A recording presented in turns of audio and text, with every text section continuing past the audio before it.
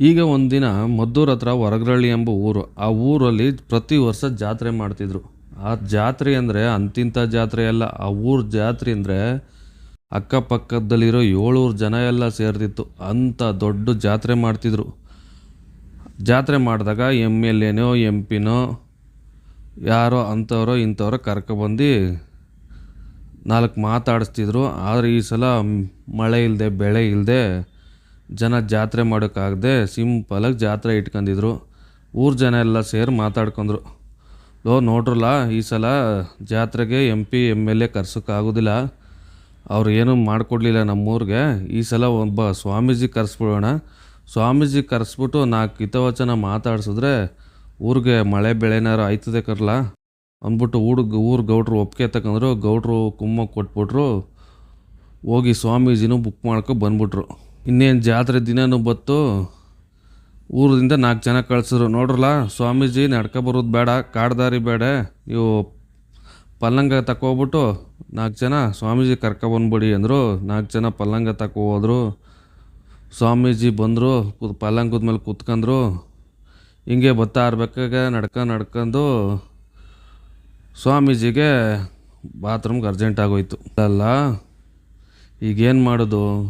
ಈಗ ಅರ್ಜೆಂಟ್ ಆಗೋಯ್ತದಲ್ಲ, ಇವ್ರಿಗೆ ಹೇಳಿದ್ರೆ ಏನಾರು ಅಂತಾರೆ ಅಂತ ಹೇಳ್ಬಿಟ್ಟು, ಸ್ವಾಮೀಜಿ ನೋಡ್ರಯ್ಯ, ನಾನು ಈ ಕಾಡಲ್ಲಿ ದೇವಿ ಅವಳೆ, 10 ನಿಮಿಷ ನಾನು ಜ್ಞಾನ ಮಾಡಬೇಕು, ಹುಸಿ ಕೆಳಗಿಳಿಸಿ ಅಂತಂದರು. ಊರ ಜನ ಮಾತಾಡ್ಕೊಂಡ್ರು. ಇದೇನಿದು ಸ್ವಾಮೀಜಿ ಇಲ್ಲಿ ದೇವಿ ಅವಳೆ ಜ್ಞಾನ ಮಾಡಬೇಕು ಅಂತಾರಲ್ಲ, ಏನೋ ಇರ್ಬೋದೇನೋ ಅಂದ್ಬಿಟ್ಟು ಕೆಳಗಿಳಿಸಿದ್ರು. ಕೆಳಗಿಳಿಸಿದ್ಮೇಲೆ ಸ್ವಾಮೀಜಿ ಅಲ್ಲಿಂದ ಬುಡು ಅಂತ ಓಡೋದ್ಮೇಲೆ ಒಂದು ಜಮ್ನೇರ್ಲೆ ಹಣ್ಣು ಮರ ಕಾಣ್ತು. ಮರದಂಡಲೆ ಚಡ್ಡಿ ಬಿಚ್ಬಿಟ್ಟು ಕುತ್ಕೊಬಿಟ್ಟ. ಇವನ ಪಾಡಿಗೆ ಇವನು ಕೆಲಸ ಮುಗಿಸ್ತಾ ಇರ್ಬೇಕಾದ್ರೆ ಏನು ಮಾಡ್ತು, ಮರದ ಮೇಲಿಂದ ಏನೋ ಒಂದು ಹಣ್ಣು ಟಪ್ ಅಂತ ಬೀಳ್ತು. ಅದು ಬಿದ್ದದ್ದು ಏನು ಮಾಡಬೇಕಾಯ್ತು, ಇವನು ಮುಂದಕ್ಕೆ ಬೀಳ್ಬೇಕಾಯ್ತು. ಅದು ಮುಂದಕ್ಕೆ ಬೀಳದೆ ಹಿಂದಕ್ಕೆ ಬಿದ್ದಾಯಿತು.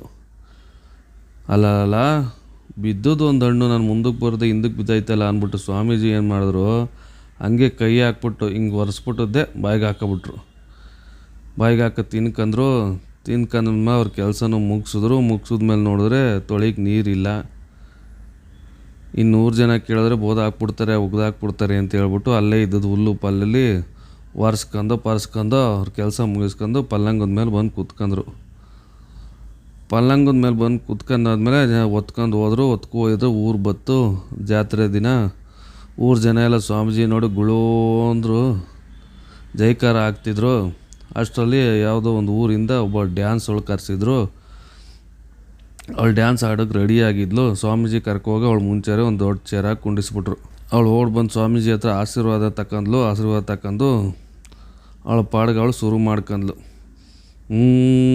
ಜಂಬೂ ನೇರಳೆ ಗಂದ್ಲು ಕಣಪ್ಪ ಈ ಕಡೆ ಸ್ವಾಮೀಜಿ, ಈ ಬಡ್ಡಿ ಎಲ್ಲೋ ನೋಡವಳೆ. ಅಲ್ಲ, ನಾನು ಜಮ್ಲಾರ್ಲೆ ಹೆಣ್ಣು ಮರದಕ್ಕೆ ಓದಿದ್ದೆ, ಇವಳೆಲ್ಲೋ ನೋಡ್ಬಿಟ್ಟವಳೆ ಅಂತ ಕರೆದದ್ದೆ ಸ್ವಾಮೀಜಿ. ಇವಳು ಕೈಯಲ್ಲಿದ್ದ ಕಡಗ ಬಿಚ್ಚದ್ದೇ ಕೊಟ್ಬಿಟ್ಟ. ಅವಳಿಗೆ ಹುಮ್ಮಸ್ ಬಂದ್ಬಿಡ್ತು.